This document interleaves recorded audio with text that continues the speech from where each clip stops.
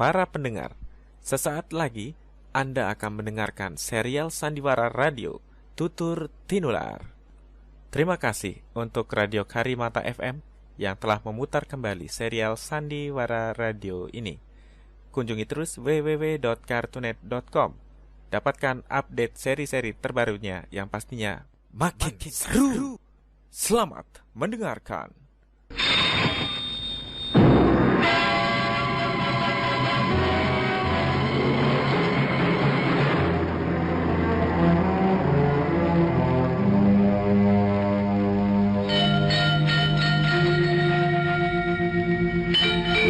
Beri nama pedang ini Naga Puspa.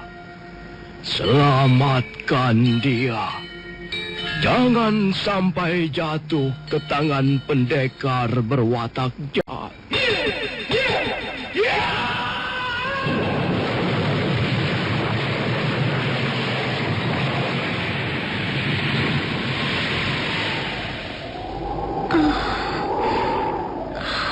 Kakang Kamandanu, kau masih juga tidak percaya bahwa aku mencintaimu. Mesin, maafkan aku, Mesin. Mesin, Mesin.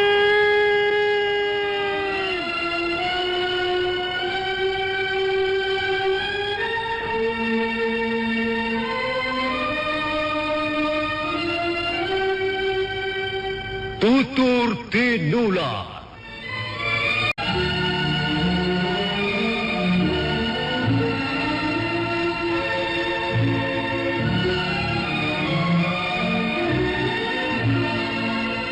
Sebuah sandiwara radio serial, produksi Sanggar Cerita dan Teater Sanggar Prativi. Sebuah kisah dengan latar belakang sejarah runtuhnya Singasari dan berdirinya Kerajaan Majapahit.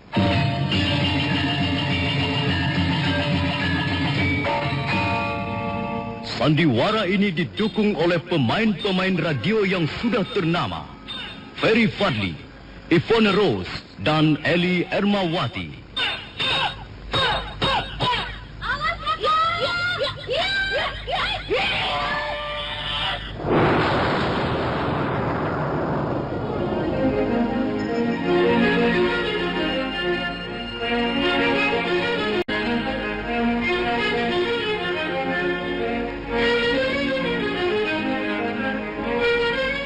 Cerita ini ditulis dan disusun oleh S. Tijab, hiasan musik dan sutradara C. Ispriyonoka.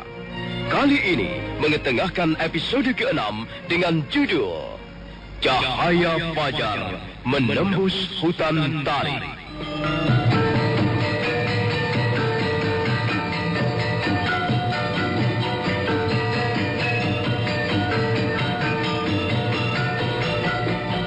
Dalam seri ke-153 ini didukung oleh para pemain Harry sebagai Sang Rama Wijaya, Rudi sebagai Nambi, Wiwit sebagai Raja Patni, Rini sebagai Tribuana, Novi sebagai Mahadewi, Jumira sebagai Pratnya Paramitra Jayendra Dewi, Petrus Urspon sebagai Jaya Katwang, Bambang Jeger sebagai Kebo Mundarang, Narto Bantul sebagai Aja, Idris Apandi sebagai Ramapati, Rusli sebagai Rangga Lawe, Nusri Nurdin sebagai Lembu Sora, Suryadin Tanjung sebagai Jaran Lejong, dan Asdi Suhastra pembawa cerita itu terganggu dengan adanya derap seekor kuda yang berlari di atas jalan setapak.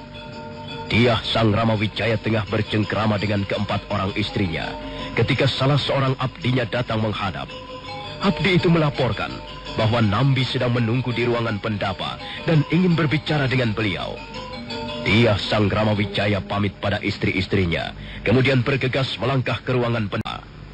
Nambi duduk bersila, dan laki-laki setengah tua itu mengangkat wajahnya begitu melihat Ratu Gustinya muncul dari pintu ruang tengah. Ada apa, Paman Nambi? Ada berita yang hamba hendak sampaikan, Gusti. Berita mengenai apa, Paman? Baru saja seorang Trik Sandi melaporkan pada hamba, Gusti. Mereka melihat prajurit-prajurit Kediri memasang kemah di pinggiran hutan Tarik. Mungkin benar sekali apa yang sudah kita duga sejak semula. Pasti mereka datang untuk memeriksa dan menggeledah Majapahit. Lalu siapakah yang menjadi pimpinan mereka, Paman Ambi? Menurut laporan Trik Sandi yang hamba terima, prajurit-prajurit Kediri itu langsung dipimpin oleh Sang Prabu Jayakatwang sendiri, Gusti. Kira-kira jumlah mereka ada berapa, Paman? Kira-kira ada sekitar 300 orang prajurit, Gusti. Tapi Trik Sandi itu menambahkan bahwa mereka datang dengan peralatan berburu. Kukira itu hanya untuk menutupi tujuan yang sebenarnya. Mereka hanya pura-pura berburu di hutan tarik. Aku yakin berita tentang desa Lopandak sudah sampai ke telinga Jayakatwang. Dan sekarang dia ingin melihat sendiri secara langsung keadaan desa Majapahit. Lalu apa yang sekarang kita lakukan, Gusti? Begini saja, Paman. Paman segera menghubungi Paman Ramapati, Paman Lembusora, Kakang Ranggalawi, Kakang Banyak Kapuk, dan Kakang Kebu Anabrang. Kita harus benar-benar waspada dan hati-hati. Kita segera mengadakan persiapan untuk menerima mereka sewaktu-waktu. Apapun yang akan mereka lakukan, mereka tidak boleh tahu apa yang sedang terjadi di Pedukuhan Majapahit ini.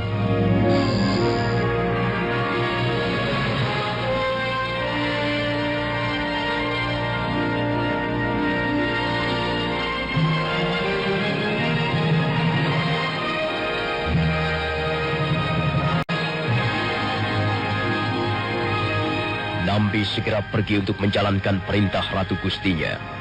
Beberapa saat lamanya dia Sang Ramawijaya termenung di ruangan pendapa. Laki-laki berwajah tampan itu menatap ke arah cahaya lampu minyak jarak yang terpanjang di tengah-tengah tiang pendapa. Wajahnya yang menyinarkan seri kebangsawanan kelihatan memikirkan sesuatu yang sedang mengusik perasaannya. Rupanya Paman Prabu Jayakatwang sendiri yang akan datang memeriksa Pedukuhan Majapahit ini. Iya, tapi sebenarnya yang lebih berbahaya adalah Arda Raja, putranya. Ya, Arda Raja manusia licik. Dulu dia menjadi musuh dalam selimut, sehingga Singasari dapat dihancurkan oleh tentara gelang-gelang. Ya, dan aku tahu itu. Sejak dulu, dia tidak menyukaiku. Ya, Arda Raja inilah orang yang perlu diwaspadai. Apalagi sekarang dialah orang yang sangat berperanan di dalam roda pemerintahan Kediri. Dia pasti berusaha untuk menjatuhkan aku. Tapi ya, sekarang ini aku harus pandai-pandai menahan diri. Ya, kalau sampai Prabu Jayakatwang mengetahui bahwa aku menyusun kekuatan di Majapahit ini, maka dengan mudah pemerintah Kediri akan melenyapkan desa kecil ini dari muka bumi. Dia Sang Ramawijaya cukup lega. Dinding-dindingnya terbuat dari papan dan lantainya beralaskan tikar pandan. Keempat istri dia Sang Ramawijaya nampak duduk di atas lantai sambil berbicara perlahan-lahan. Mereka adalah putri almarhum Sang Prabu Kertanegara. Yang paling tua, putri sulung Sang Prabu bernama Tribuana. Putri Tribuana terkenal dengan sebutan Dewi tak bercela. Kemudian adiknya bernama Mahewi, terkenal sebagai wanita yang cantik rupawan.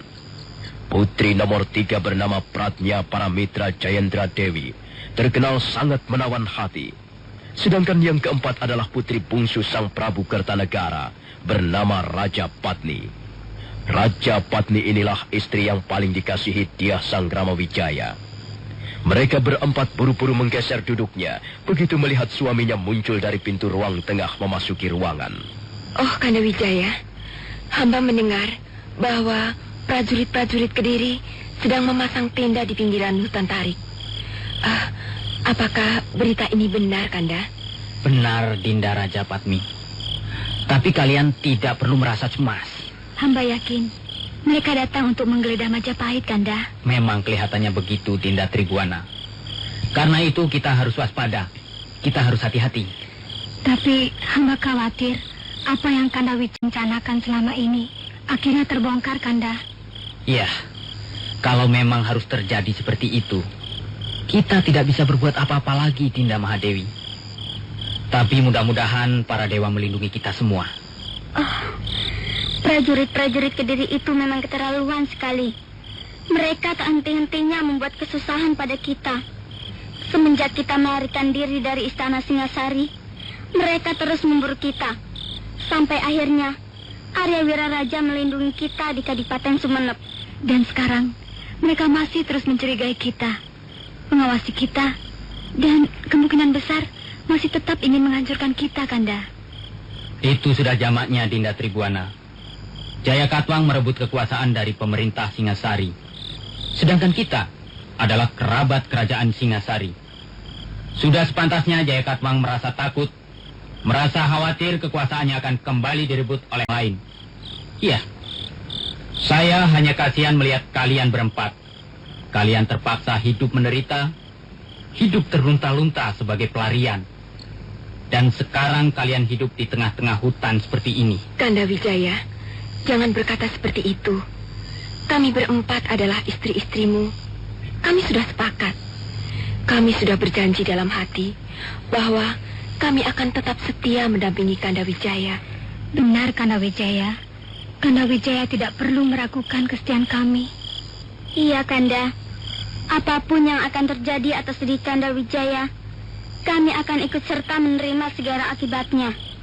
Dan semua ini kami lakukan karena kami sangat mencintai Kanda Wijaya. Terima kasih atas pernyataan kesetiaan kalian padaku. Aku merasa terharu sekali mendengarnya. Iya, baiklah. Kalian tidak perlu merasa cemas. Aku yakin apa yang telah kita rencanakan selama ini suatu ketika akan memperoleh hasil yang gemilang. Aku yakin mereka tidak akan dapat menemukan apa-apa di Dukuh Majapahit. Mereka pasti akan kembali ke Kediri dengan tangan hampa.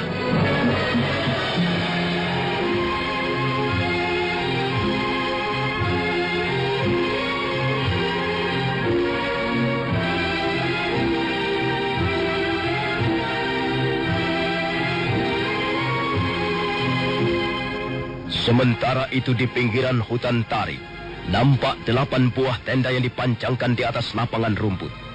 Tenda-tenda itu terbuat dari kulit sapi yang dikeringkan. Ujung-ujung tenda diikat dengan tambang serat nanas yang kemudian dikaitkan pada akar-akar pohon. 7 buah tenda yang ukurannya agak kecil dipancangkan berkeliling. Dan di tengahnya terdapat sebuah tenda yang ukurannya jauh lebih besar. Tenda yang paling besar itulah Prabu Jaya Katwang biasa istirahat di malam hari ketika sedang berburu. Malam belum begitu larut. Udara terasa dingin. Dan udara terasa semakin dingin setiap angin bertiup dari lereng gunung Penangkungan dan menerobos masuk hutan tarik.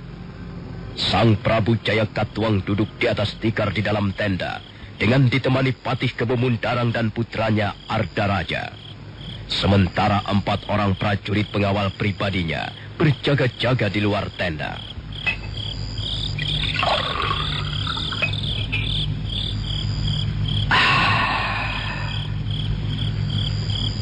Paman Kebemundarang, bagaimana rencana kita besok pagi? Sebaiknya Gusti Prabu sendiri yang langsung berhadapan dengan Dyah Sanggrama Wijaya untuk mengadakan tanya jawab seperlunya. Benar, Ayahanda Prabu. Sementara Ayahanda Prabu mengadakan tanya jawab dengan Kakang Wijaya, hamba dan Paman Kebemundarang akan memeriksa keadaan di sekitar desa Majapahit. Kukira desa yang mereka namakan Majapahit itu tidak akan banyak artinya bagi pemerintah Kediri. Ya, apa artinya sebuah desa yang terletak di tengah-tengah hutan seperti ini? Bukan desanya yang menjadi masalah, Gusti Prabu. Tapi orang-orang yang tinggal di desa itulah yang perlu kita waspadai. Benar, Ayahanda Prabu. Menurut pendapat hamba, bagaimanapun juga Kakang Wijaya tetap merupakan duri dalam daging bagi pemerintahan Kediri. Ya, baiklah. Aku hanya menuruti saja apa yang menjadi kemauan kalian. Mudah-mudahan saja apa yang telah kita lakukan sekarang ini bukanlah sebuah lelucon. Ya, sudahlah. Kita lihat saja bagaimana besok pagi.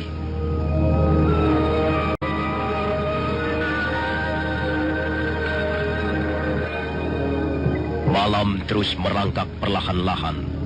Di atas langit yang jauh bertaburan bintang gemintang. Sementara itu kabut tipis melayang-layang di atas permukaan tanah. Sang Prabu Jaya Katwang sudah terlena dalam tidurnya.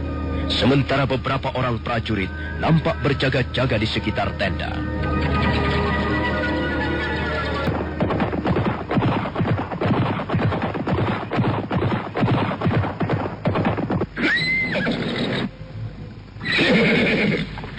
Bagaimana Paman Nambi? Apakah mereka kelihatan sudah bergerak menuju kemari? Benar, Gusti. Sang Prabu Jaya Katuang dan dikawal prajurit-prajuritnya telah bergerak menuju pendukuhan Majapahit. Sang Prabu ditemani Patih Kebo Mendarang dan Arda Raja. Ya, kalau begitu persiapkan segala sesuatunya, Paman. Perintahkan agar orang-orang bekerja seperti biasa di sawah, di ladang ataupun di tegalan. Baik, Gusti.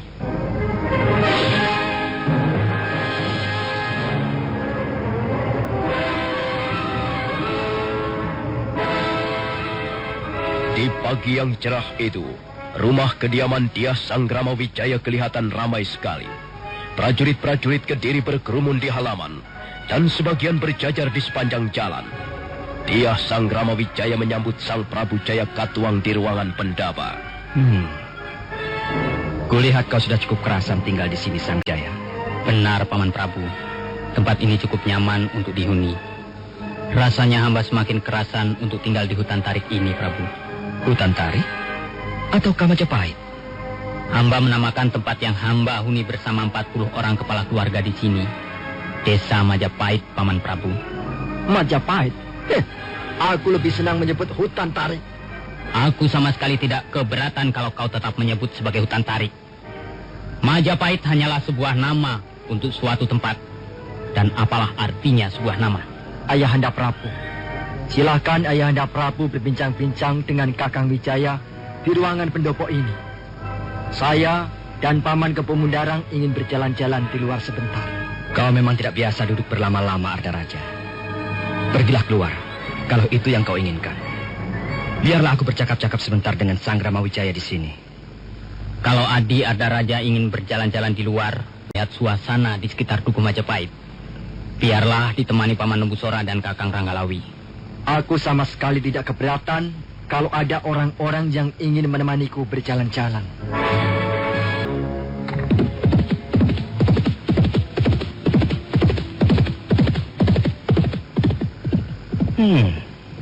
Cukup nyaman juga untuk tinggal di tempat seperti ini. Kukira desa yang kau bangun ini semakin lama akan semakin ramai, Sanggrama Wijaya. Paman Prabu, hamba hanya mengharapkan agar desa Majapahit ini bisa menjadi tempat pemukiman yang tenang, damai bagi warganya. Iya. Kukira keinginanmu itu tidak terlalu muluk-muluk. Oh iya, kulihat rumah-rumah penduduk masih agak jarang. Semuanya tidak lebih dari 40 keluarga, Gusti Prabu. Iya. Mereka berasal dari desa-desa di pinggiran hutan tarik seperti Pongging, Jongan, Tebu, ataupun Kedung Dawa. Iya. Tapi ada juga di antara mereka yang berasal dari daerah yang agak jauh seperti Kapanjangan dan Desa Segara, Gusti Prabu. Iya. Aku ikut merasa gembira karena kau dan orang-orangmu sudah berhasil membangun sebuah desa, Sanggrama Wijaya. Aku sama sekali tidak keberatan kalau desa ini semakin hari semakin bertambah ramai. Ya. Aku bahkan bersedia membantu usaha-usahamu untuk memajukan dan mengembangkan desa ini lebih jauh. Tapi ada satu hal yang perlu kau ingat, Sanggrama Wijaya. Apakah itu, Paman Prabu? Desa Majapahit ini kuizinkan berdiri dan berkembang bukan untuk tujuan-tujuan lain. Kau boleh saja membuka lahan-lahan pertanian. Kau boleh membuat sawah, ladang, ataupun tegalan. Kau juga boleh membuat usaha-usaha perdagangan dengan desa-desa lain ataupun pasar-pasar di daerah-daerah lain. Sanggrama Wijaya, kau pasti mengerti apa yang aku maksudkan. Paman Prabu, selama ini Paman Prabu Jaya Katuang telah berbuat baik pada hamba. Paman Prabu telah mengampuni kesalahan-kesalahan hamba di masa-masa yang lalu. Bahkan Paman Prabu telah memberikan kepercayaan pada hamba dan memberikan hutan tarik sebagai tempat tinggal hamba bersama keluarga. Dan hamba tidak akan menyalahgunakan kepercayaan yang Paman Prabu berikan pada hamba.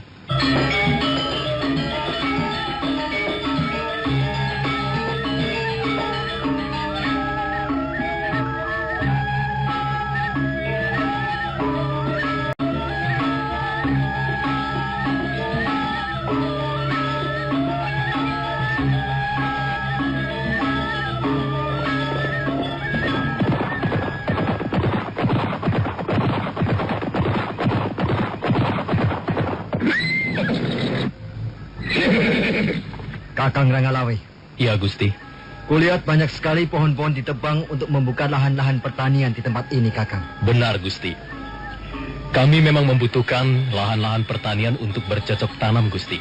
Tentunya dibutuhkan banyak tenaga manusia untuk menebang pohon-pohon hutan sebanyak ini.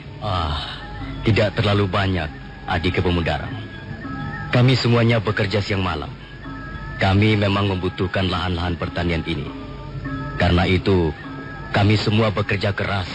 Dan dengan cara seperti itu, kami mampu menebang pohon sebanyak ini dalam waktu yang sangat singkat. Benar, Gusti.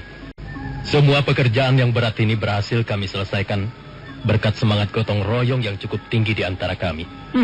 Hebat juga semangat orang-orang Majapahit.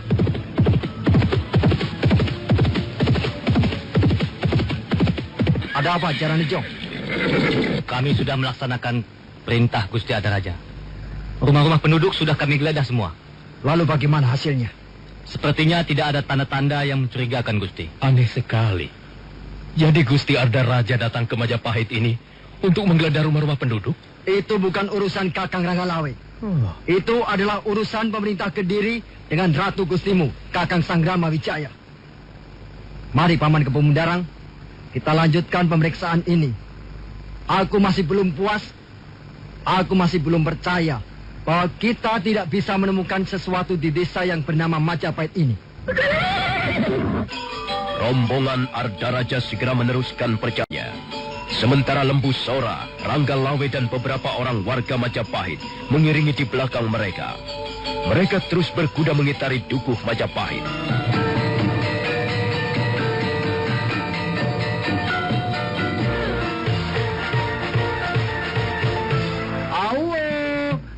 Saya Tarsan dari Jakarta. Dengarkan terus sajian musik, komedi, informasi, seni budaya, keagamaan, juga salam dan pantun hanya di Karimata FM, Kebanggaan Madura. Jangan ngaku orang Madura kalau belum mendengarkan Karimata FM Taya.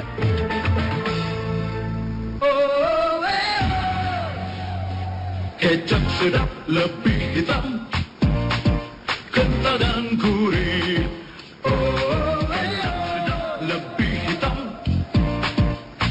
Dan gurih, kecap sedap untuk semua masakan, untuk semua makanan. Pakai kecap sedap, pasti lebih sedap. Dari bahan alami, proses multiplikasi, 3 kali penyaringan, higienis dan bergizi. Kecap sedap lebih hitam, kental dan gurih. Kecap sedap, kecap sedap, nikmatnya kecap sedap. Masakan apa saja pasti lebih sedap. Kecap sedap, Rasakan bedanya. Karimata Malam, Karimata.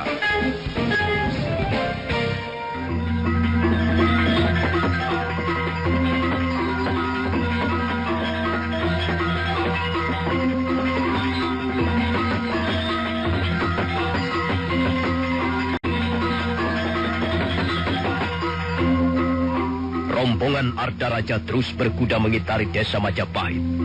Sekali waktu mereka berhenti di depan rumah seorang penduduk. Jaran Nejong dan beberapa orang prajurit Kediri diperintahkan untuk menggeledah rumah penduduk tersebut. Sementara itu, Ranggalawe, Lembu Sora dan beberapa orang warga desa Majapahit yang menyertainya hanya melihat saja dari atas punggung kudanya. Ardaraja nampak sangat kecewa dan kesal karena tidak juga menemukan apa yang dicarinya. Sudahlah, sudah. Mari kita lanjutkan perjalanan. Hayo, hayo. Semuanya naik ke atas punggung kuda lagi. Mari kita lanjutkan perjalanan.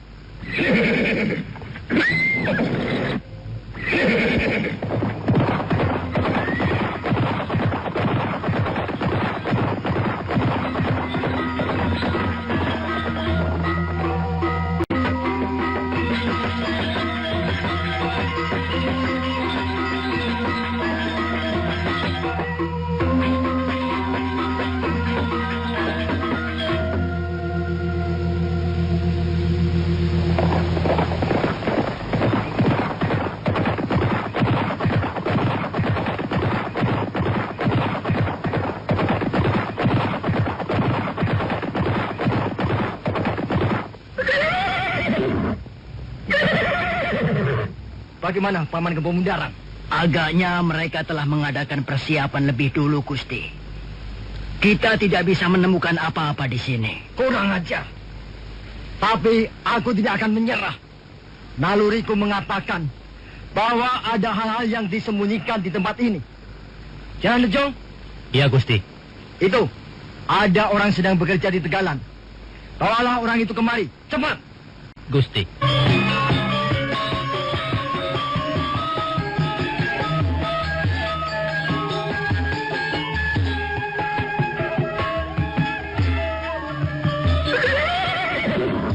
Ini orangnya, Gusti. Ayo, kau harus berlutut di hadapan Gusti Ardaraja. Baik, Gusti. Hamba akan segera berlutut. Orang yang sudah berusia agak lanjut, yang ternyata adalah Ki Wahan, segera berlutut di depan Ardaraja. Untuk sesaat lamanya, Ardaraja memandang Ki Wahan dengan tatapan mata yang tajam. Kemudian perlahan-lahan, putra Sang Prabu Jayakatwang itu mendekati orang yang berlutut di depannya. Siapa namamu? Nama hamba Ki Wahan, Gusti. Sudah berapa lama kau tinggal di tempat ini?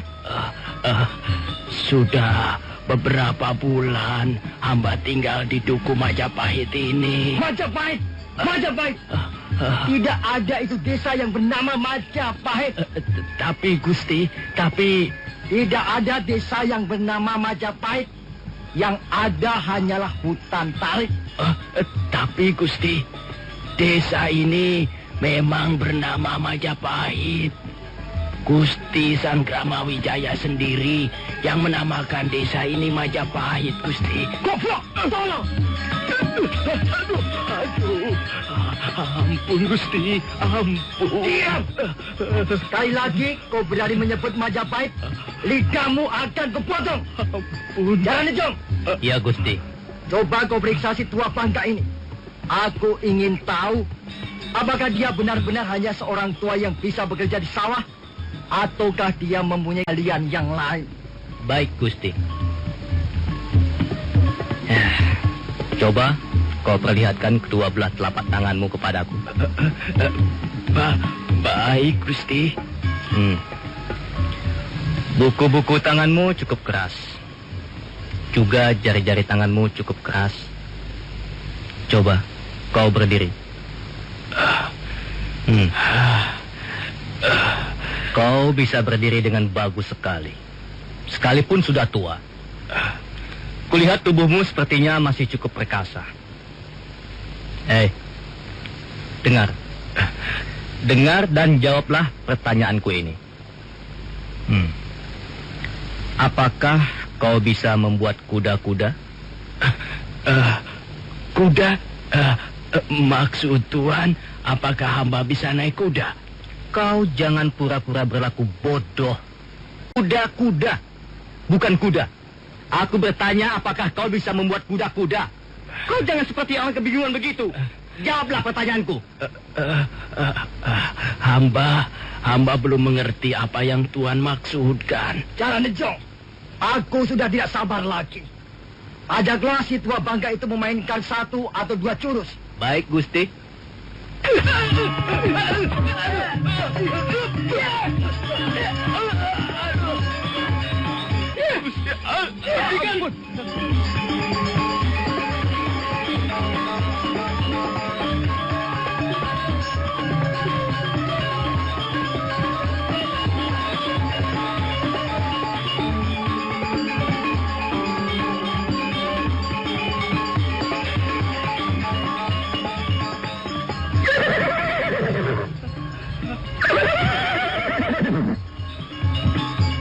Hentikan kataku. Tontonan apa yang kau perlihatkan ini? Sungguh-sungguh tidak lucu. Kau jangan ikut campur urusan ini, Ranggalawe. Apa kesalahan orang tua ini? Sehingga kau memukulinya seperti seekor anjing. Apa kau tidak tahu bahwa aku sedang mengemban tugas? Aku sedang mengemban perintah dari Gusti Ardaraja? Aku hanya ingin tahu mengapa orang tua yang tidak berdosa ini dianiaya. Biarlah aku yang akan menjawabnya, Jaran Lejong. Kakang Ranggalawe. Ya, Gusti. Ketahuilah, aku datang ke tempat ini bukan untuk berdharma wisata. Aku datang untuk suatu tujuan yang penting sehubungan dengan ketertiban dan keamanan pemerintahan Kediri. Maaf Gusti Ardaraja. Apakah demi menjaga ketertiban dan keamanan pemerintah Kediri, maka orang tua yang tidak berdosa harus dipukuli, harus dianiaya dengan semena-mena, harus diperlakukan seperti seekor binatang? Ranggalawe, kalau si tua bangka itu tidak mau dipukuli, maka dia harus menangkis pukulan itu. Ki Wahan hanyalah seorang petani. Dia tidak mengerti tentang olah kanuragan. Bagaimana dia mampu menangkis pukulan-pukulan Jaran Lejong yang adalah seorang prajurit Kediri? Aku tidak percaya. Aku tidak percaya dia tidak mengerti olah kanuragan. Maaf Gusti Ardaraja. Memang sesungguhnya lah Ki Wahan tidak tahu apa-apa tentang olah kanuragan.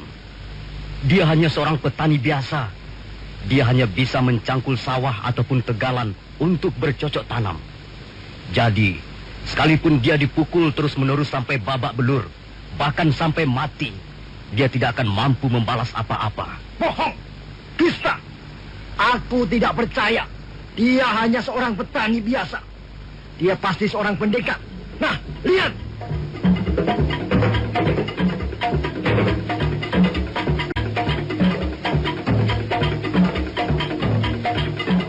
Ardaraja kelihatan sangat marah. Tangannya bergetar, wajahnya merah padam. Sambil menghunus kerisnya, dia segera melangkah mendekati Ki Wahan yang semakin mengkeret ketakutan. Lihat! Lihatlah semuanya! Kalau memang si tua bangka ini tidak tahu ilmu kanuragan, maka dalam waktu sekejap, dia pasti akan binasa di tanganku. Tunggu, tahan Ranggalawe. Tahan, sabarlah anakku. Aku tidak bisa membiarkan perbuatan sewenang-wenang ini Paman Lembusora. Gusti Ardaraja. Bukan hanya Gusti Ardaraja yang bisa mencabut keris. Sudah kukatakan bahwa Ki Wahan bukanlah seorang pendekar. Dia hanyalah seorang petani biasa. Tapi nampaknya Gusti Ardaraja tidak juga mau percaya. Nah, kalau memang Gusti Ardaraja ingin bertemu dengan seorang pendekar, maka Ranggalawe lah orangnya.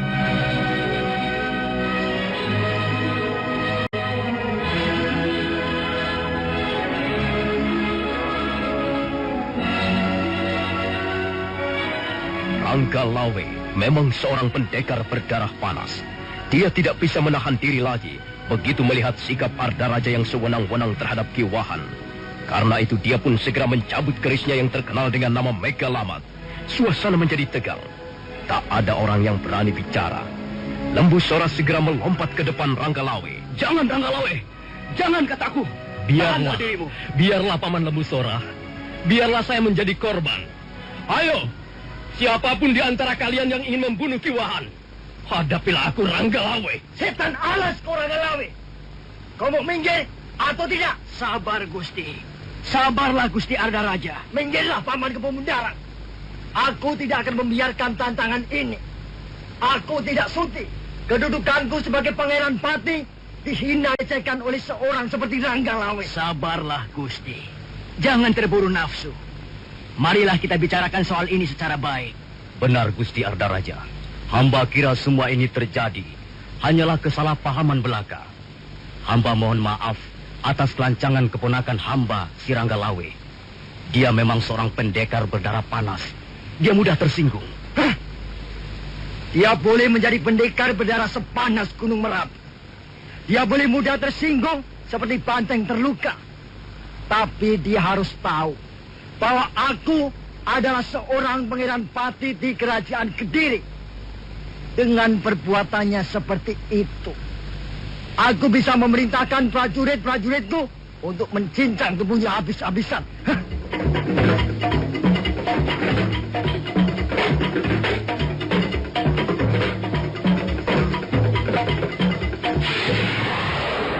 Saudara-saudara, bila Anda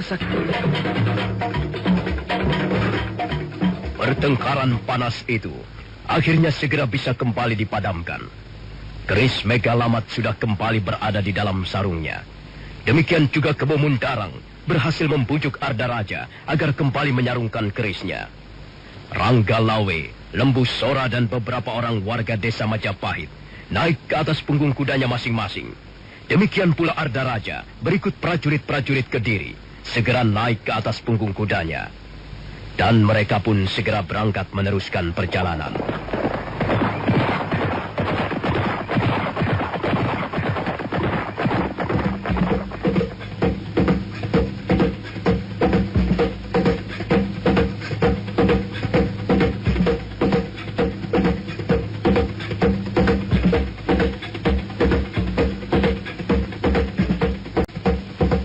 Sementara itu, Dyah Sang Kramawijaya nampak masih berbincang-bincang dengan Sang Prabu Jayakatwang di ruangan pendopo.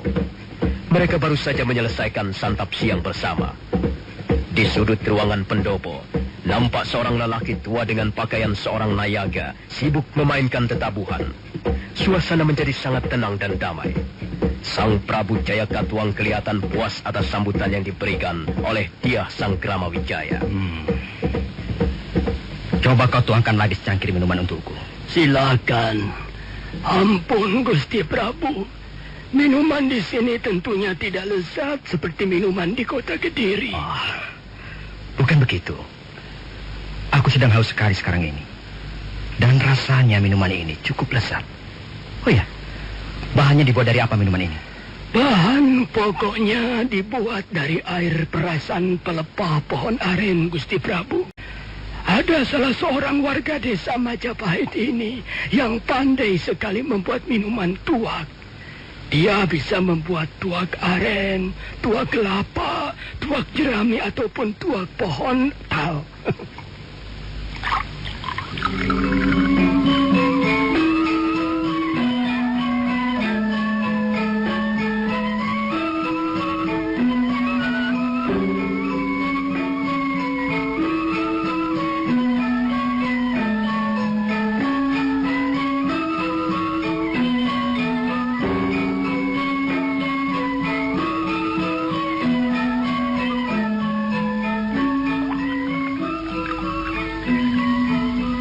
Mari, Gusti. Mari, silakan minum. Terima kasih, Ramapati.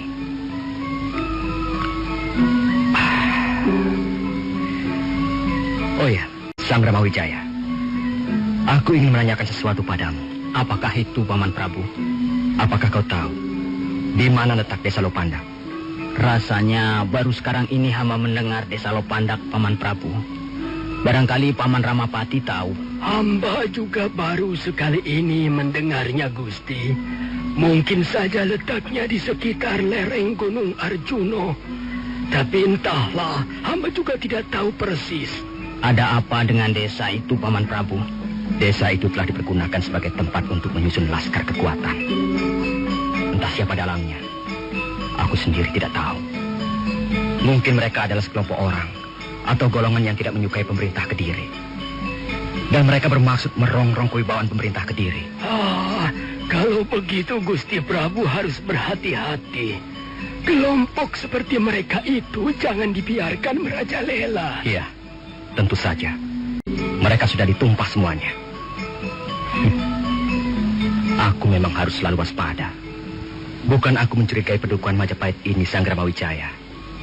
Tapi ya, untuk mewujudkan suasana yang tertib dan aman dalam sebuah negara, aku memang harus bertindak tegas terhadap sekelompok orang yang ingin menjaga kekuasaan kewibawaanku sebagai Raja Kediri.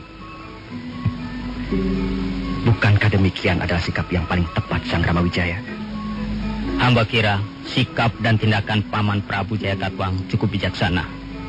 Memang kelompok-kelompok seperti itu jangan sampai diberi angin, sehingga kekuatannya semakin besar, dan akhirnya kekuatan itu akan tumbuh dan berkembang, sehingga bisa merongrong kewibawaan pemerintahan di Kediri. Adapun mengenai pendukuhan Majapahit ini, hamba jamin bersih dari kelompok ataupun orang-orang seperti itu, Paman Prabu.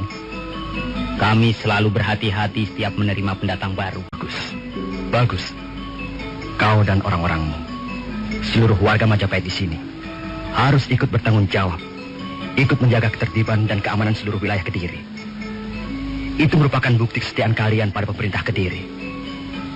Kalau ada sesuatu yang mencurigakan, kalian bisa segera melaporkan pada Pati Kebumundarang atau langsung padaku di Istana Kediri.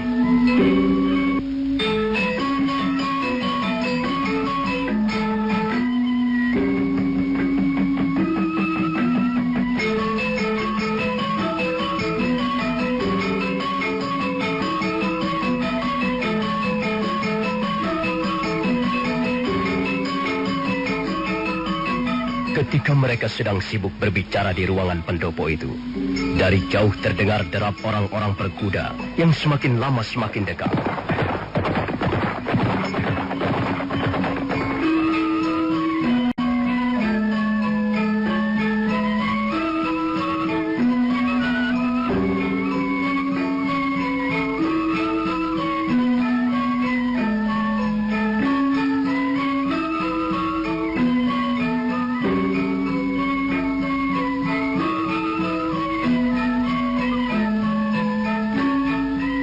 Bagaimana Arda Raja? Sudah puas kau berjalan-jalan mengelilingi Majapahit? Iya, hamba sudah berkuda mengelilingi pedukuhan kecil ini. Tapi nampaknya hamba harus kecewa, Ayahanda Prabu. Nampaknya penghuni hutan tarik sekarang ini sudah mulai cerdik. Di samping itu nampaknya mereka pun sekarang sudah menjadi penghuni yang cukup berani. Apa maksudmu Arda Raja? Makanya perburuan kita kali ini harus gagal, Ayahanda Prabu. Apa maksudmu? Ayahanda Prabu, menurut pendapat hamba, dan hamba yakin bahwa pendapat ini adalah penghuni hutan tarik yang sekarang ini mereka namakan Majapahit ada kemiripan dengan penghuni Desa Lopandang. Adi Arda Raja, warga Majapahit adalah warga Majapahit. Kami tidak mempunyai hubungan apa-apa dengan desa yang bernama Lopandang. Itu menurut pengakuanmu, Kakang Wijaya. Tapi buktinya mereka, orang-orangmu, warga desa Majapahit ini, sama persis dengan warga desa Lopandang. Pandangan mereka sama tajamnya dengan pandangan mata warga desa Lopandang. Pandangan mata para pemberontak, pandangan mata para pembangkang negara.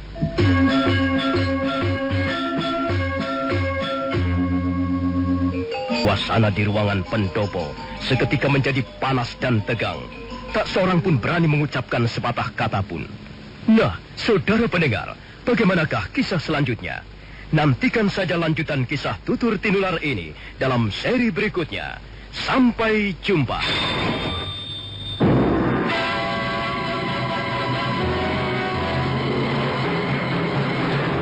Demikian Sandiwara Radio Tutur Tinular.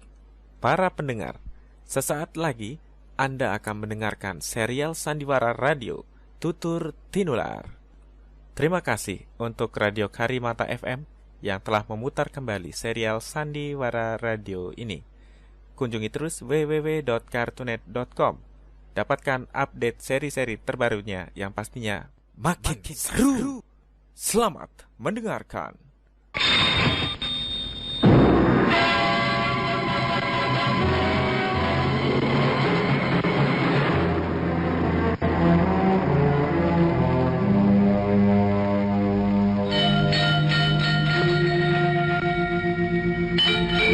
Beri nama pedang ini Naga Puspa.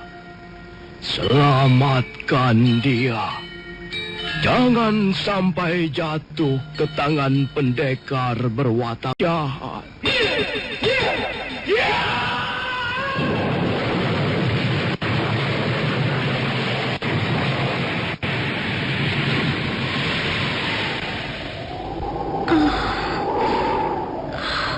Kakang Kamandanu, kau masih juga tidak percaya bahwa aku mencintaimu.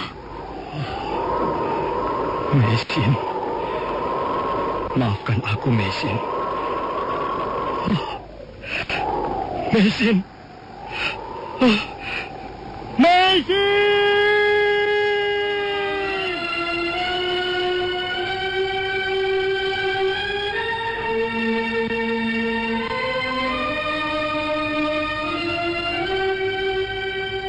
Tutur Tinular.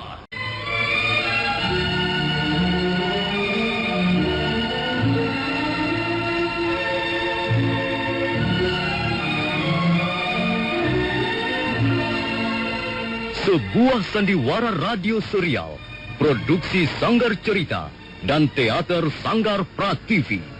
Sebuah kisah dengan latar belakang sejarah runtuhnya Singasari dan berdirinya Kerajaan Majapahit.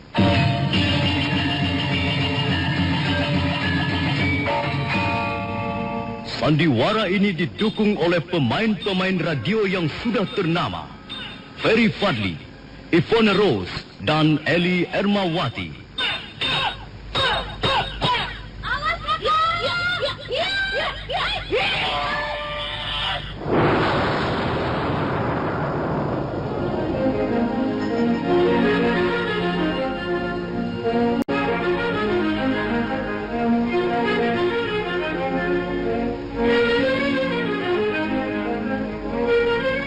Cerita ini ditulis dan disusun oleh S. Tijab, hiasan musik dan sutradara C. Ispriyonoka. Kali ini mengetengahkan episode ke-6 dengan judul Cahaya Fajar Menembus Hutan Tarik.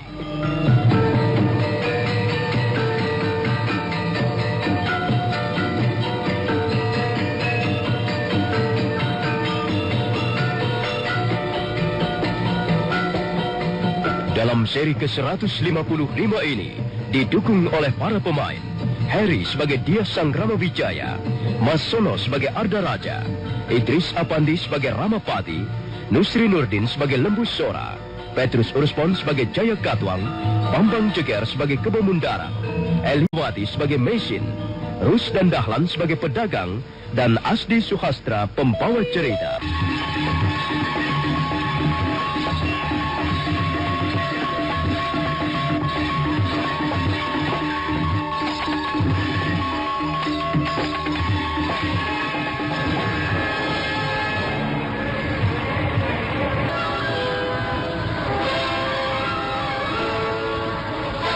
Ruang pendapa rumah kediaman Diah Sanggrama Wijaya seketika menjadi hening. Kata-kata yang diucapkan Arda Raja terasa pedas, terasa panas dan menyakitkan. Wajah Rangga Lawe yang duduk di sebelah Lembu Sora kelihatan merah padam. Tapi nampaknya Diah Sanggrama Wijaya sendiri berusaha menahan gejolak hatinya. Sang Ramapati memberikan isyarat dengan kerdipan mata. Dan Diah Sanggrama Wijaya segera menangkap isyarat itu, yang kurang lebih artinya menyuruh dia bersabar. Adi Arda Raja, aku sama sekali tidak mengerti mengapa Adi mempunyai pikiran seperti itu tentang Majapahit. Kakang Wijaya, naluriku mengatakan bahwa ada hubungan yang erat antara Majapahitmu ini dengan Desa Lupandak. Aku melihat gejala-gejala yang sama, suasananya sama. Orang-orangnya pun itu juga kurang lebih sama. Apakah ini hanya merupakan kebetulan saja? Di dunia ini banyak hal-hal yang bersifat kebetulan, Adi Arda Raja. Memang. Tapi seringkali terjadi apa yang semula kita duga sebagai suatu kebetulan. Ternyata ada unsur kesengajaan, Kakang. Angger Arda Raja, sebaiknya persoalan ini jangan panjang lebarkan. Benar, Gar. Tak ada perlunya membesar-besarkan perkara. Siapa yang membesar-besarkan perkara, Paman Lembu Sora? Kalau memang terbukti ada hubungan yang erat antara Desa Lupandak dan Majapahit, ini bukan perkara yang kecil, Paman. Ini harus diusut terus, harus diselidiki sampai tuntas. Ibarat sebuah kolam, harus bisa dilihat sampai ke dasarnya, Paman. Iya, baiklah. Kalau memang demikian keinginan Adi Arda Raja, silakan. Tapi kami yakin bahwa Adi Arda Raja tidak akan bisa menemukan apa-apa di dasar kolam. Itu bisa kita lihat nanti, Kakang Wijaya. Aku pun tidak akan menyerah sampai di sini. Sampai kapan seseorang mampu menyimpan bau busuk di dalam tubuhnya? Adi Arda Raja, kalau kita ingin bicara soal aroma, maka kita juga harus tahu keadaan indera penciuman kita.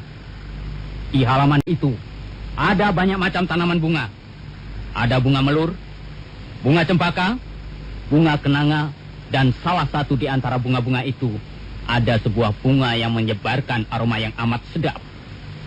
Bunga itu adalah bunga sonyaroga. Tapi tentu saja, bagi seseorang yang mempunyai indera penciuman yang tidak sehat, dia tidak akan mampu mencium harumnya bunga sonyaroga. Barangkali yang terjadi adalah sebaliknya. Dia akan mencium bau busuk yang sangat menusuk. Kakang Wijaya, bagaimana kalau seandainya di pedukuhan Majapahit ini ada bunga bangkai? Adi Arda Raja, kami tidak pernah menanam bunga bangkai di tempat yang kami huni selama ini. Entahlah, di tempat lain. Kami tidak tahu. Kakang Wijaya, kau memang pandai bermain dengan kata-kata. Iya. Kau pandai bersembunyi di balik kata-kata. Tapi Arda Raja tidak akan kurang waspada. Sekarang pun, aku sudah mencium bau yang tidak sedap di balik kata-katamu itu. Bau busuk, bau bunga bangkai, Kakang. Hadi Arda Raja, kau perlu mengunjungi seorang tabib untuk menyembuhkan indera penciumanmu yang tidak sehat. Kurang ajar. Arda Raja, sudahlah. Hentikan perdebatan yang tidak ada manfaatnya ini. Hamba tersinggung, Ayahanda Prabu. Arda Raja, kau tidak perlu mengumbar hawa nafsumu. Kau tahu apa yang aku maksudkan, bukan? Baik, Ayahanda Prabu. Hamba tahu. Nah, pertengkaran ini tadi tidak perlu diteruskan lagi. Kalian bukan anak-anak kecil lagi. Kalian kuanggap sudah cukup dewasa. Karena itu, kuharapkan kalian bisa mengatasi segala permasalahan dengan sikap yang juga dewasa.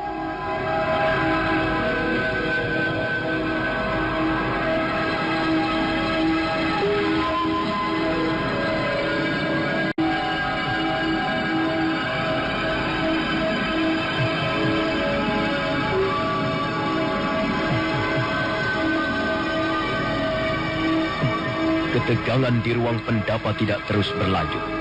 Sekalipun Arda Raja nampak masih kesal dan marah, dan juga kecewa, tapi dia sudah tidak bisa berbuat apa-apa lagi. Usahanya untuk memojokkan Dyah Sanggrama Wijaya di depan Sang Prabu Jaya Katuang telah gagal. Tak lama kemudian, keempat orang istri Dyah Sanggrama Wijaya keluar. Mereka membawa nampan berisi makanan-makanan ringan, dan 2 orang di antaranya membawa guci-guci berisi minuman. Dan selanjutnya, ruangan pendapa disibukkan oleh mereka yang sedang menikmati hidangan khas Majapahit. Dyah Sanggrama Wijaya dengan ramah menyilahkan tamu-tamunya untuk mencicipi hidangan. Sementara nampak Sang Ramapati sibuk melayani Sang Prabu Jaya Katuang minum tuak. Mari, silakan Gusti Prabu. Iya. Terima kasih, Paman Rampati. Ayo, Paman Kepemundarang. Ayo, Arda Raja. Iya, Gusti. Iya, Gusti. Maaf, Gusti Prabu. Apakah Gusti Prabu tidak berminat untuk berburu di hutan tarik ini? Hamba lihat Gusti Prabu juga membawa peralatan untuk berburu. Iya, memang. Semula, memang aku ingin sekali berburu. Tapi sebaiknya aku batalkan saja untuk saat sekarang ini. Kalau misalnya Gusti Prabu ingin berburu, kami dapat menunjukkan daerah perburuan yang mengasihkan. Di sebelah utara pedukuhan Majapahit ini ada sebuah bukit yang banyak sekali dihuni oleh kijang-kijang liar. Dan di sebelah timur, Gusti Prabu dapat dengan mudah menemukan sarang-sarang burung merak. Menyenangkan sekali. Tapi Paman Rampati, kau jangan kecewa. Aku memang harus segera kembali ke Istana Kediri. Aku banyak mempunyai urusan yang berhubungan dengan ketatanegaraan. Barangkali pada kesempatan lain, aku akan kembali lagi ke tempat ini untuk berburu.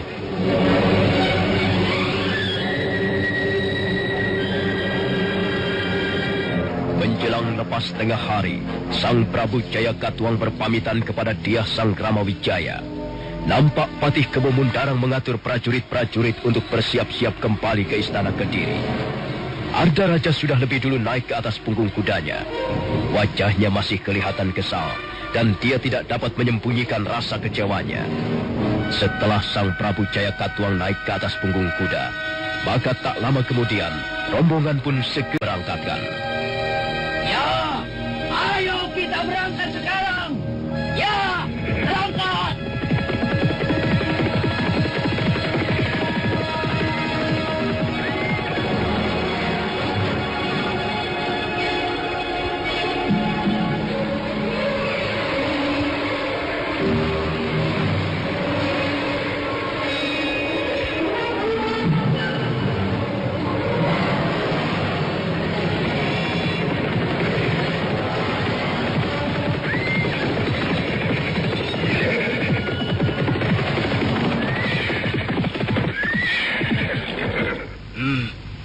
Mengapa berhenti, Gusti Prabu? Aku ingin bicara dengan Arda Raja. Apa yang hendak Ayahanda Prabu bicarakan dengan hamba? Arda Raja. Kulihat kau masih nampak kecewa. Memang sebenarnya hamba sangat kecewa, Ayahanda Prabu. Arda Raja, kau adalah seorang pangeran pati. Kau adalah seorang pembesar negara. Kau tidak boleh menampakkan kekecewaan di depan umum.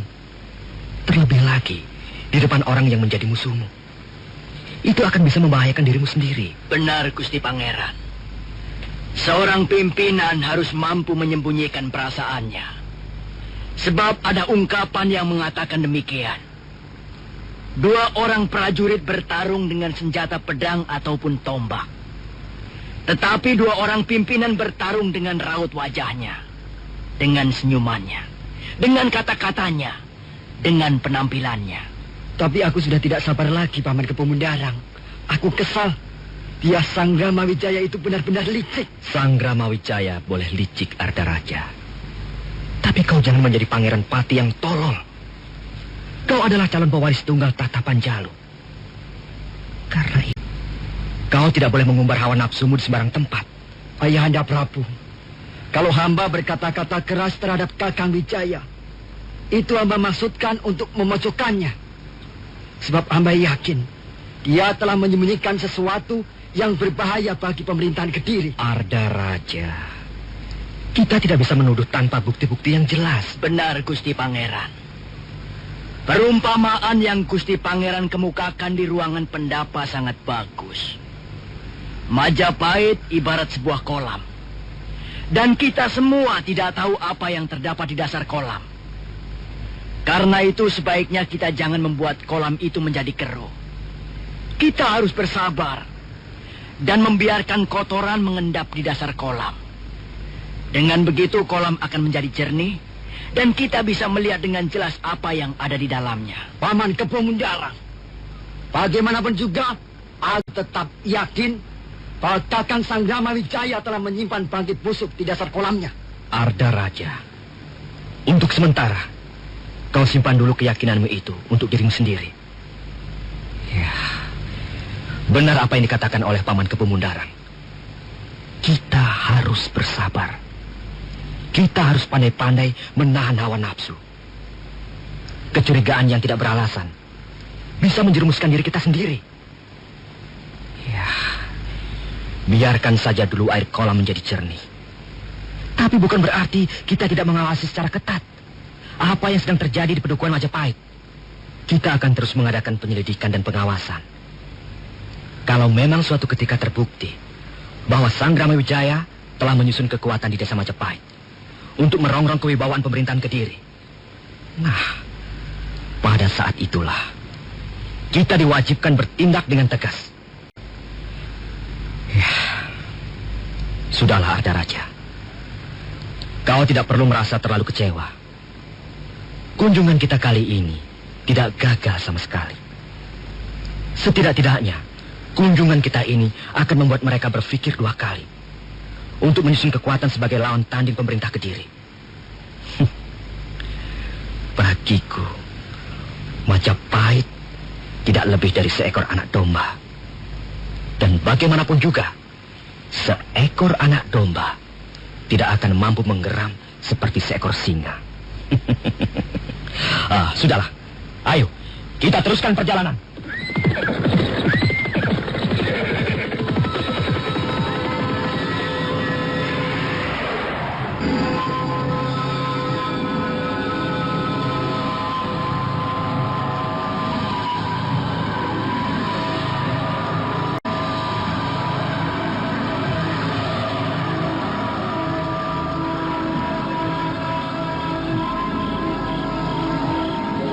Raja itu memang manusia yang berbahaya sekali. Dia licin seperti belut. Dia juga jahat seperti seekor serigala. Ampun, Gusti Pangeran. Justru sebenarnya yang berbahaya adalah Prabu Jayakatwang sendiri. Memang sepintas selalu dia kelihatannya tidak mencurigai kita. Tapi bukankah kita tidak tahu apa yang terdapat di dalam hatinya? Benar, Gusti Pangeran. Justru Gusti Sanggrama Wijaya harus lebih waspada dalam menghadapi sikap Prabu Jayakatwang. Sikap bermanis-manis muka, senyuman yang ramah, dan tingkah laku yang menarik justru lebih berbahaya karena kita tidak tahu apa yang terdapat di dalamnya. Iya, benar. Lalu sebaiknya langkah apa yang harus kita lakukan sekarang ini? Menurut pendapat hamba, tidak ada yang bisa kita lakukan selain lebih berjaga-jaga. Benar, Gusti. Penjagaan Majapahit ini harus lebih diperketat. Jangan sampai ada telik sandi pemerintah Kediri bisa menyusup kemari. Baiklah, Paman. Sekarang tolong kumpulkan seluruh warga Majapahit malam ini juga. Oh iya, apakah Kakang Ranggalawi sudah kembali? Oh, sudah, Gusti. Ranggalawi yang sudah kembali bersama calon-calon prajurit Majapahit yang selama ini bersembunyi di dalam goa-goa di sekitar Dukuh Majapahit. Kalau begitu, kumpulkan semuanya di halaman ini. Aku ingin bicara langsung pada mereka. Baik, Gusti.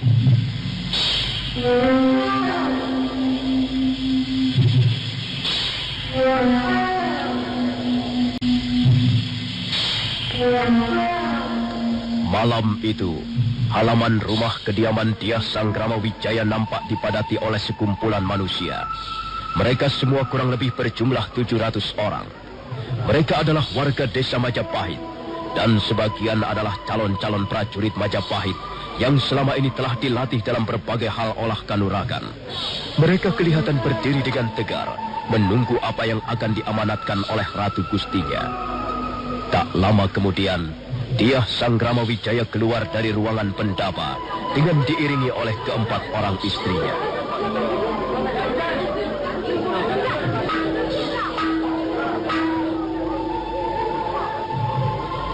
Saudara-saudaraku yang tercinta, untuk kesekian kalinya kita berkumpul di halaman rumah ini. Dan untuk kesekian kalinya pula, aku ingin mengucapkan rasa terima kasih yang atas sikap dan dukungan kalian. Selama ini, kita telah membangun desa yang kita namakan Majapahit dengan susah payah. Kita menebang pohon-pohon besar, kita membuka lahan-lahan pertanian, dan kita bercocok tanam untuk menghidupi keluarga kita. Karena itu, kita tidak rela kalau ada orang atau sekelompok orang yang ingin merusak ataupun menghancurkan apa yang telah kita bangun dengan susah payah ini. Bagaimanapun juga, Majapahit adalah tumpuan harapan kita di masa-masa yang akan datang.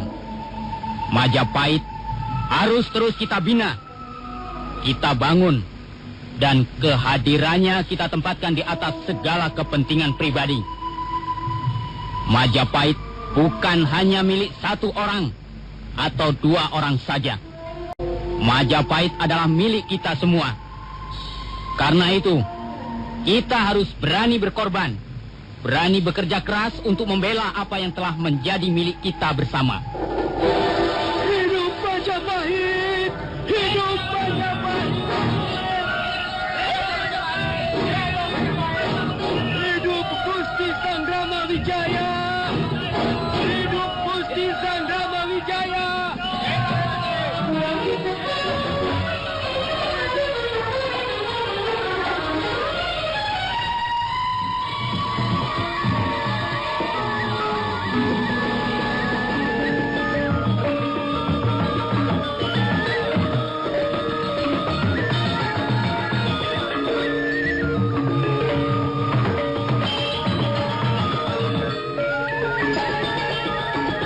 Kita tinggalkan sejenak suasana di padukuhan Majapahit yang penuh diwarnai semangat perjuangan. Sekarang marilah kita lihat keadaan di kota Singasari. Kota Singasari yang telah 70 tahun lamanya menjadi pusat roda pemerintahan, sekarang nampak sunyi. Semenjak roda pemerintahan dipindahkan ke Kediri oleh Prabu Jayakatwang, kota Singasari seperti ibaratnya seekor macan tak bergigi lagi. Yang tinggal hanyalah puing-puing kejayaan Sri Rajasa atau Ken Arok di masa lalu sebagai pendiri kerajaan Singasari. Namun begitu, Sang Prabu Jayatatwang masih tetap menganggap perlu kota Singasari dijadikan pusat pemerintahan perwakilan kerajaan Kediri. Dan Mantri Segoro Winotan yang dibekali 2.000 orang prajurit Kediri ditunjuk sebagai penguasa istana Singasari dan sekitarnya. Walaupun kota Singasari sudah menjadi seperti kota tua, namun pasar Singasari yang terletak di sebelah utara alun kelihatannya masih cukup ramai. Setiap 5 hari sekali, pasar itu menjadi sangat sibuk oleh kegiatan para pedagang yang datang dari berbagai desa di sekitarnya. Kelihatannya kau seorang wanita asing. Kulitmu putih dan wajahmu tidak memperlihatkan wajah yang biasanya dimiliki oleh seorang wanita pribumi. Apakah pendapatku ini benar? Pendapat Tuan tidak seluruhnya benar. Ayahku memang seorang pedagang asing, tapi ibuku seorang wanita pribumi. Aku lahir dari darah campuran. Begitu. Lalu siapa namamu? Nama saya Rara Ramuri. Di mana kau tinggal? Saya tinggal di desa Kacipuri. Kacipuri cukup jauh dari sini. Nah, apakah kau masih ingin makan yang lain? Tidak, Tuan. Sudah cukup. Berapa semuanya? Tunggu. Akan saya hitung dulu ya.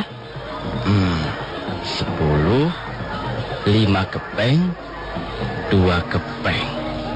Ya. Semuanya 17 kepeng. Baiklah. Akan saya bayar.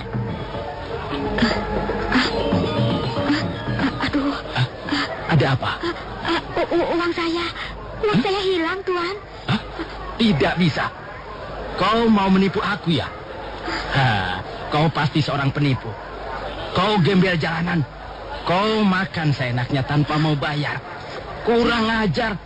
Kau pasti seorang pencuri. Pencuri! Ada pencuri! Tuan, saya bukan pencuri. Saya bukan pencuri, Tuan. Saya bukan pencuri. Ada pencuri! Kesehatan, harta yang tak ternilai harganya. Kesehatan harapan kita semua. Jaga kesehatan Anda dengan berkonsultasi kepada ahlinya. Simak konsultasi kesehatan bersama IDI, Ikatan Dokter Indonesia Cabang Pamekasan. Di Indonesia ini banyak sekali masalah-masalah kesehatan ya. Itu sangat kompleks dan yang mengalami masalah kesehatan dapat menjadi sembuh. Kira-kira begitu. Jadi kita ingin sekali Ikatan Dokter Indonesia Cabang Pamekasan ini melihat masyarakat kita yang selalu sehat sehingga dapat bekerja, berpikir dan lain-lain dengan betul-betul untuk pembangunan negara kita ini. Di tengah kelopak mata kami ini ada salah satu kayak jerawat, namun kelihatannya itu nggak enak dipandang begitu. Itu kami mau minta solusinya dari Pak Dokter atau Bu Dokter. IDI Pamekasan di udara setiap hari Rabu jam 10 sampai 11 siang hanya di 1033 Karimata, Kebanggaan Madura. Kecap sedap lebih hitam dan gurih. Kecap sedap lebih hitam, kental dan gurih.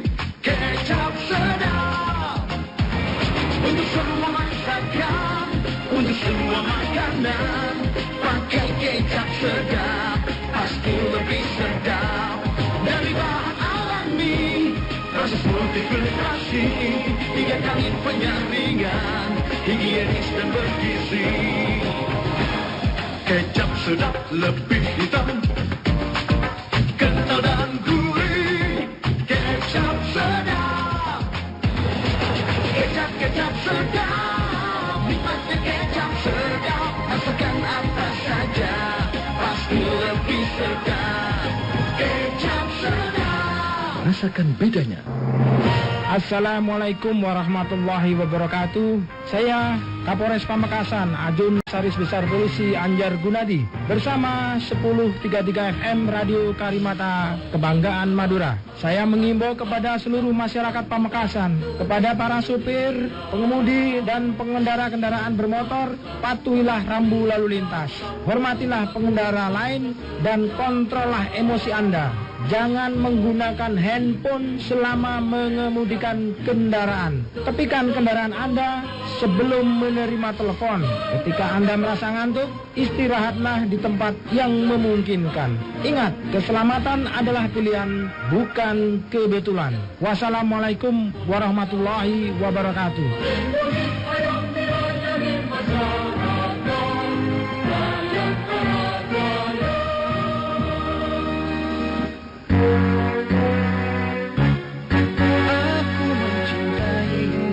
Selalu mendekatmu, kau mengertiku, kau semangatku. 1033 Karimata.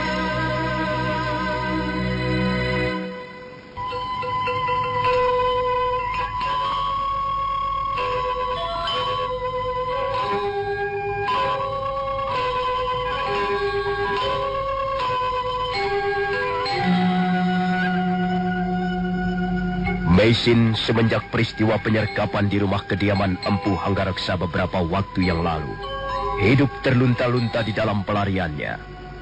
Dia berjalan dengan tujuan yang tidak pasti. Agar jangan mudah dikenali orang, dia sengaja menukar pakaiannya dengan pakaian yang biasa dikenakan seorang gembel jalanan. Rambutnya dibiarkannya acak-acakan, tak pernah disisir. Demikian juga wajahnya kelihatan kotor. Di pagi yang cerah itu, ketika matahari bersinar dengan cemerlang di atas langit, Meisin tiba di pasar Singasari. Dia segera menyelinap di antara kerumunan orang-orang yang sibuk berjual beli. Karena merasa lapar dan haus, dia segera menghampiri seorang penjual makanan. Tapi dia benar-benar terkejut ketika selesai makan, mendadak dia baru menyadari bahwa uangnya telah tidak ada lagi. Penjual makanan pun marah-marah. Dia dituduh sebagai seorang pencuri. Kau pasti seorang pencuri. Tidak, Tuhan. Tidak. Saya bukan seorang pencuri. Kau sudah mengambil 3 potong kue dan 2 cangkir minuman. Dan sekarang kau tidak mau membayarnya. Apakah itu bukan seorang pencuri namanya? Ayo bayar. Bayar cepat. Kalau tidak aku akan berteriak kau. Jangan, Tuhan. Jangan berteriak. Sabarlah sebentar. Barangkali saya bisa menemukan kembali uang saya yang hilang. Saya akan mencarinya, Tuhan. Apa? Kau mau pergi? Melarikan diri? Tidak. Ayo tunggu. Kau jangan coba-coba melarikan diri. Tidak, Tuhan. Saya tidak akan melarikan diri. Kalau kau ingin melarikan diri, maka aku akan berteriak. Saya akan mencari uang saya yang hilang, Tuhan. Wah, awas. Jangan main-main kau. Kau pencuri busuk. Pencuri! Pencuri! Ada pencuri!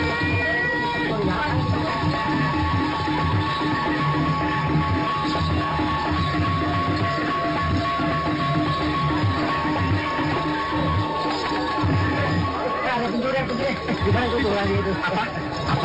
Siapa yang mencuri? Lihat, Sambal. Dia telah mencuri makananku. Dia tidak mau membayar. Uangnya katanya hilang. Bukankah itu sama juga dengan mencuri?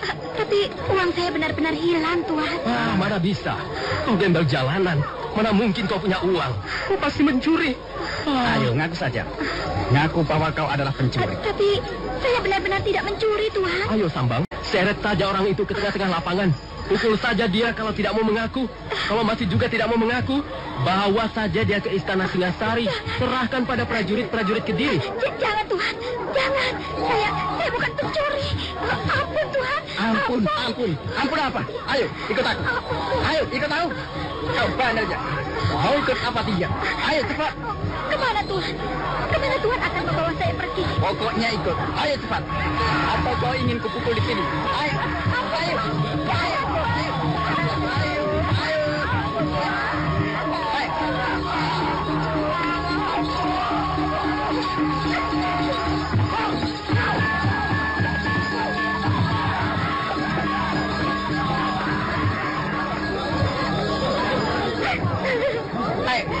Jadi kau masih tetap keras kepala ya? Kau masih juga tidak mau mengakui perbuatanmu yang tercela itu. Kau pencuri busuk, gembel jalanan, pencuri.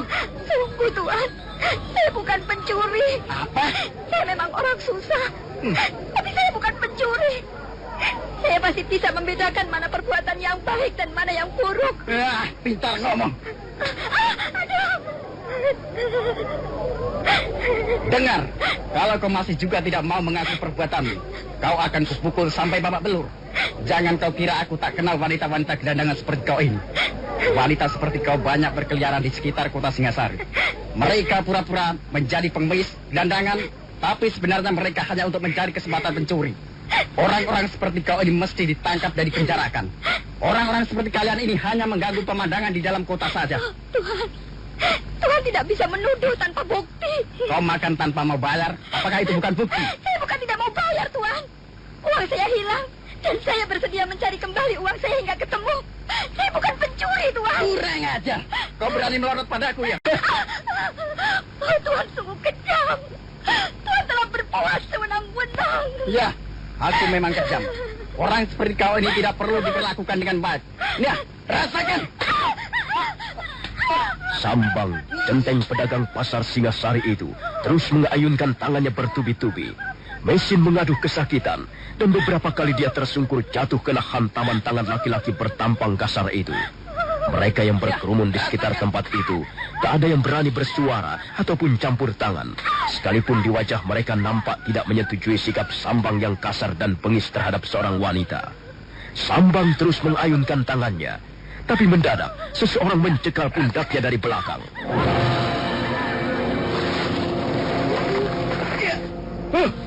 Siapa kau? Sabar, kawan.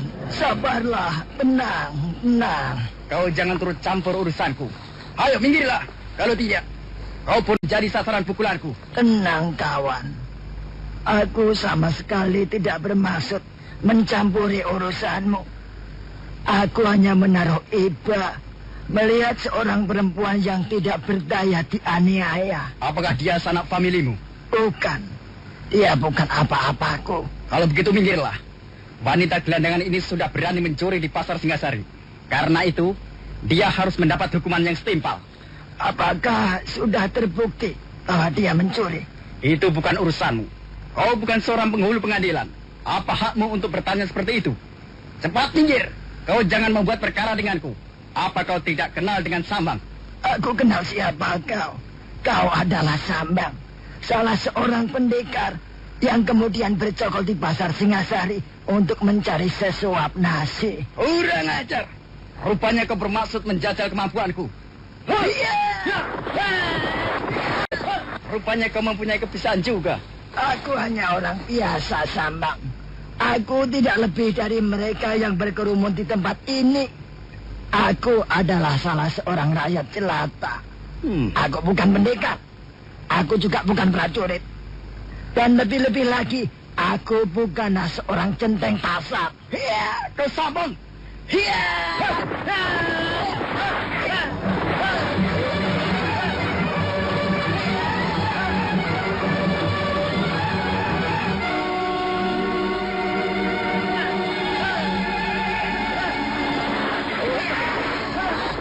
Sambang terus memburu.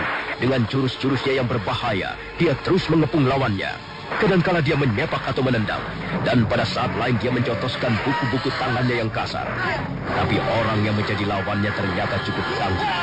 Pertarungan menjadi semakin sengit. Mereka yang menonton serentak bergerak mencegah jangan sampai terkena pukulan nyasar. Debu mengepul di lapangan di dekat pasar Singasari. Melihat hal itu, mesin segera menggunakan kesempatan untuk menyelinap. Dan dengan diam-diam, dia pergi meninggalkan tempat itu.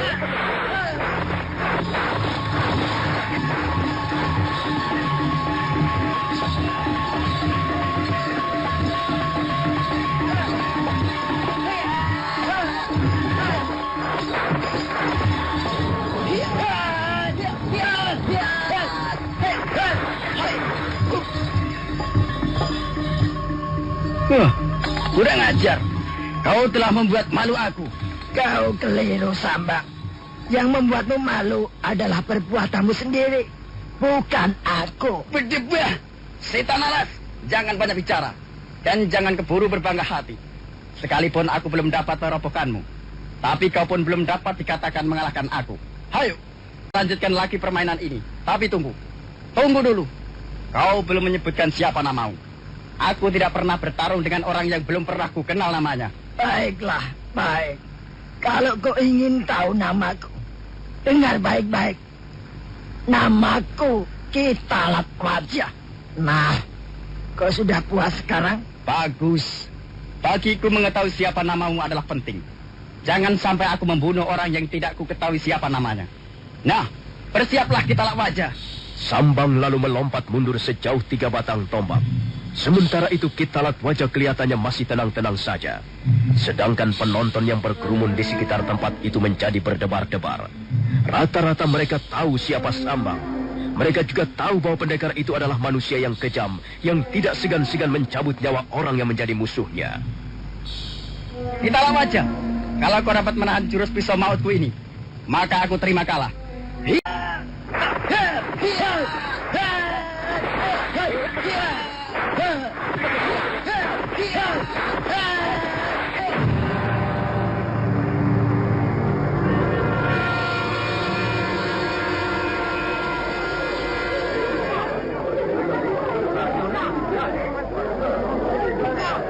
Aduh. Nah, bagaimana Sambang? Apakah kau masih berminat untuk meneruskan permainan ini dengan jurus pisau matmu tadi? Ayo, berdirilah. Aku siap menanti serangan berikutnya. Baiklah. Aku menyerah kalah. Kau yang menang. Kaulah pemenangnya Kitalak Wajah. Berdirilah Sambang. Tidak pantas seorang pendekar meringkuk seperti itu. Berdirilah. Aku tahu. Sebenarnya kau orang yang baik. Kau hanya kurang pengajaran. Mulai sekarang, sebaiknya kau hentikan pekerjaanmu sebagai centeng pasar Singasari. Kau bisa memperoleh pekerjaan yang jauh lebih terhormat. Dan ingat Sambang, ingat. Jangan sekali-sekali kau menganiaya seorang wanita. Wanita adalah lambang dari kehidupan bumi pertiwi.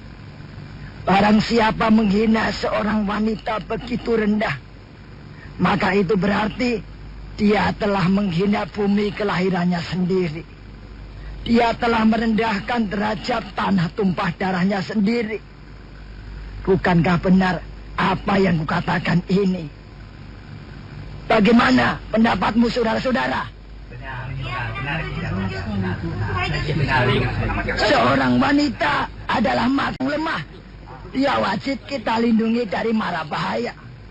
Dia adalah pencerminan dari ibu kita. Jika ada seorang laki-laki telah menganiaya dan menghina seorang wanita, maka berarti dia telah berani menampar wajah ibunya sendiri. Laki-laki seperti itu tidak pantas kita hormati. Derajatnya lebih rendah dibanding derajat seekor hewan. Bagaimana? Kalian setuju dengan pendapatku? Aku tidak setuju.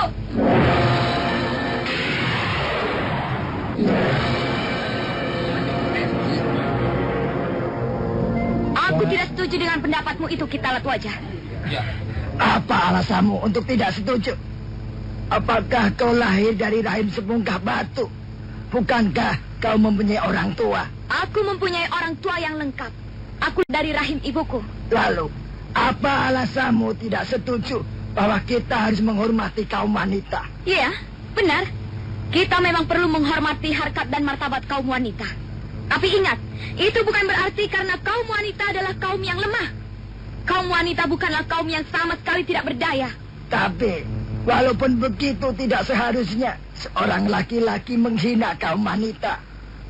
Aku berpendapat, bagaimanapun juga kaum wanita adalah kaum yang pantas dilindungi oleh pihak laki-laki. Tidak semua wanita mengharapkan perlindungan dari seorang laki-laki. Apakah kau sudah merasa dirimu paling kuat, Kitalak Wajah? Sehingga kau berani menyombongkan diri untuk melindungi martabat kaum wanita. Coba, aku ingin lihat buktinya. Apa maksudmu? Apakah perkataanku belum jelas? Aku ingin melihat buktinya bahwa kau adalah laki-laki yang kuat, sehingga kau boleh merasa pantas untuk menjadi pelindung harkat kaum wanita. Aku tahu apa yang kau maksudkan. Agaknya kau mempunyai kepandaian yang ingin kau perlihatkan di depan orang banyak, ya? Aku hanya ingin membuktikan bahwa tidak semua wanita lemah seperti kau katakan. Dan aku tahu bahwa tidak semua laki-laki kuat seperti yang kau sombongkan. Ayolah kita latih wajah. Kau tidak perlu merasa sungkan-sungkan. Kau tidak perlu merasa malu. Ayolah, pasang kuda-kudamu. Dan marilah kita mainkan 2 atau 3 jurus. Aku tidak ingin berbaku hantam dengan seorang wanita. Itu sudah merupakan pendirianku sejak dulu. Oh, kukira kau bukanlah seorang laki-laki yang berjiwa pengecut kita latih wajah. Kau ini sebenarnya siapa? Apa maksudmu membuat gara-gara denganku? Nanti kau akan tahu sendiri siapa aku ini Kitalat. Sebab kalau ku sebutkan namaku sekarang, aku khawatir kau akan lari tunggang langgang. Kau sombong sekali. Mungkin kau benar, aku sombong. Mana yang lebih baik menjadi orang sombong atau penakut? Ayo Kitalat wajah. Aku menantangmu, adu kekuatan. Aku menantangmu, adu ilmu kanuragan.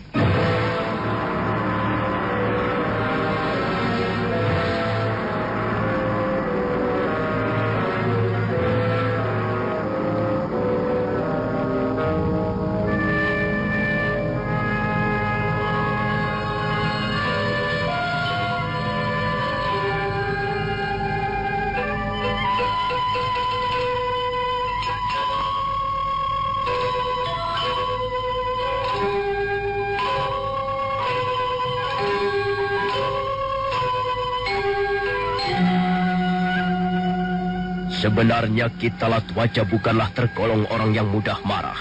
Tapi mendengar kata-kata yang diucapkan wanita di depannya, hatinya menjadi panas juga. Wajahnya berubah menjadi merah padam. Nah, bagaimanakah kisah selanjutnya? Siapakah sebenarnya wanita yang berani itu? Dan apa yang akan terjadi antara wanita itu dan Kitalat Wajah? Dan bagaimana pula dengan Meisin? Silakan menunggu seri berikutnya. Sampai jumpa.